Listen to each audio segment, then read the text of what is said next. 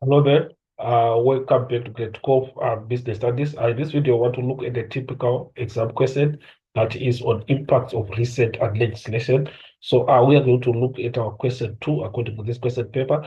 And our question 2.1 reads a state and two pillars of broad-based Black Economic Empowerment Act, that is the triple BEE, 2003 amended in 2013. Our question has got 2 marks. So the question only needs you to state any 2 pillars. So basically, you know that you see that the triple BEE is based on the economic empowerment of all Black people, including women, and also it takes into account uh, youth people with disabilities and people living in rural areas are also included under the triple BEE. So going back to our question, it requires 2 pillars. So you see that we've got various pillars that we have, which includes management control.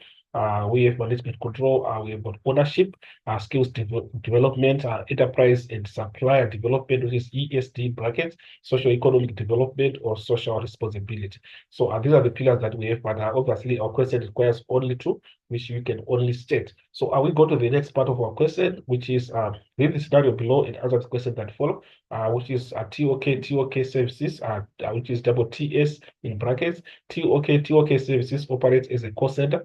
Their employees work 10 hours per day during a 5-day work week. They are not paid for extra hours worked. So 2.2.1 reads, identify the provisions of Basic Conditions of Employment Act, BCEA, Act number 75 of 1997, violated by TOK services.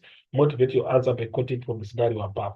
So obviously, you are not given how to present. I use the table below as guide to answer the question 2.2.1. So you're given a column for provision, then you are a column for motivation. But going back to the scenario given, you see that employees work 10 hours per day during a 5-day working week, which means it's going to be 10 hours times 5 days. I will give you 50 hours in a week. So basically, this becomes one of the violations as we are as the BCEA regards normal working time to be 40 hours weekly. So basically, that's our points that we can try to highlight in our other section, whereby the motivation is going to be the statement that employees work 10 hours per day during a 5-day work week. And also, our next sentence is saying they are not paid for extra hours worked, which is also another violation. So we have that stated in our other section, whereby we are saying first point, work hours of work or work hours, motivation, employees work 10 hours per day during a 5-day work week. And then on the second one, we are talking about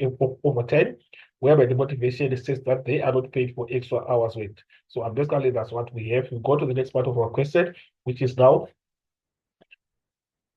2.2.2. Explain the management of TOK services, the ways in which they can comply with the Basic Conditions of Employment Act, that is BCEA, Act number 75 of 1997. So Basic Conditions of Employment Act prescribes certain minimum conditions of employment which must be applied. So you'd see also that it provides for the right for fair labor practices. So according to this question, it requires us to state ways in which they can comply with the Basic Conditions of Employment Act. So we have different ways that we have that we can try to put down. We have got ways to comply with BCA stated here. The first one is saying business should not employ children under the age of 16, which is the first way to comply. And then secondly, workers must receive double if they work during public holidays or Sunday. And then workers can take up to 6 hours paid sick leave during a 36-month cycle.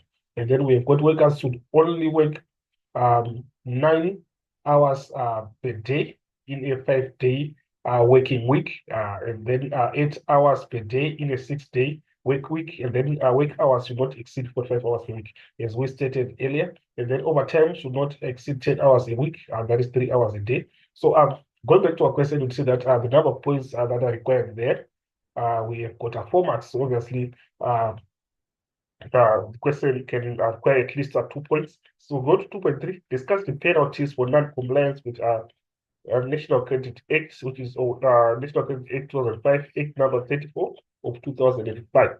So non-compliance, obviously, we are saying organizations are not abiding by the rules and regulations of the National Credit Act. But we know that the National Credit Act protects the consumer who enter into the agreement with the credit provider. So that's the basis that we have in terms of National Credit Act.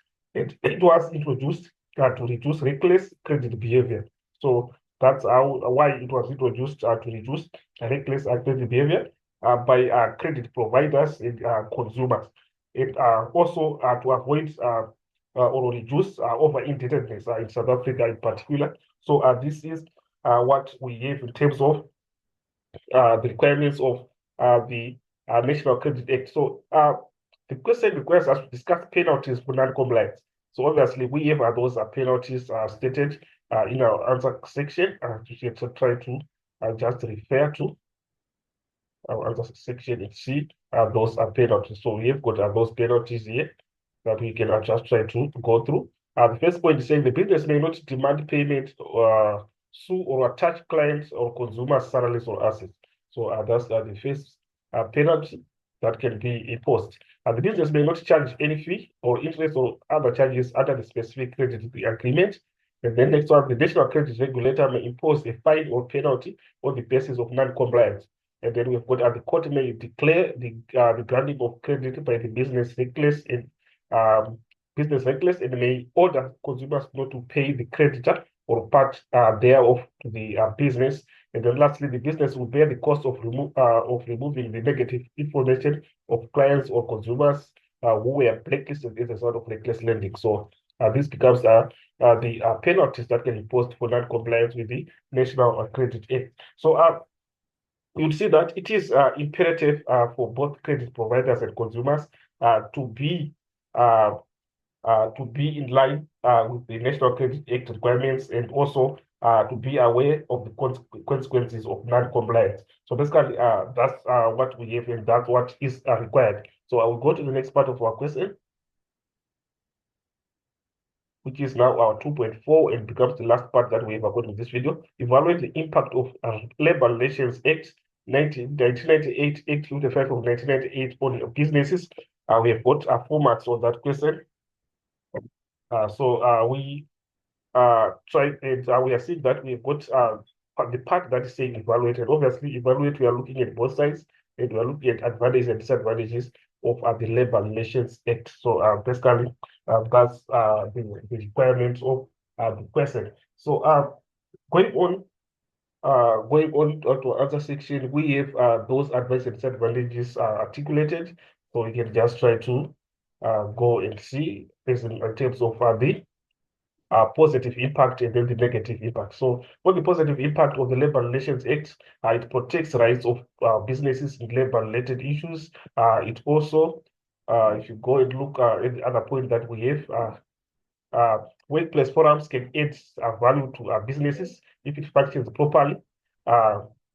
Employers and employees have guidelines regarding correct and fair dismissal procedures. And then lastly, employers are entitled to compensation from labor court if they suffered damages as a result of unprotected strikes. So basically, we have other positive points that are stated there that we can also try to include. If look on the other hand now, we are having if you look on the other hand, we are also in the negative impact of negative impact that we have. The first point is saying employer may not dismiss employees at will as procedures have to be followed. So that's the negative impact of Labor Relations Act. And then we've got cost of labor increases because of illegal strikes. And then many employees take advantage of the right to strike without acknowledging their responsibilities. So these are some of the negative points that we can try to raise. So the main purpose of the Labor Relations Act is to establish a framework that promotes fair treatment and also protects workers' rights and encourages collective bargaining. So basically, that's the purpose of the Labor Relations Act. So at the end of the day, you see that it also provides a mechanism for resolving disputes, which helps maintain harmonious industrial relations. So basically, that's the scenario that we have in terms of the purpose of the Labor Relations Act. So at the end of the day, we can see that we can use positive impacts on organizations of the Labor Relations Act, and also on the other hand, we can see some negative impacts that can also be raised after application of the Labor Relations Act. So basically, this is what we have according to this video. Let's stay tuned for more videos to come. More technical examination questions will be uploaded on this channel. So please let's say subscribe and share the link to our colleagues who are doing the core of our business studies. As for this video, I'm signing out. We'll meet again in the next video.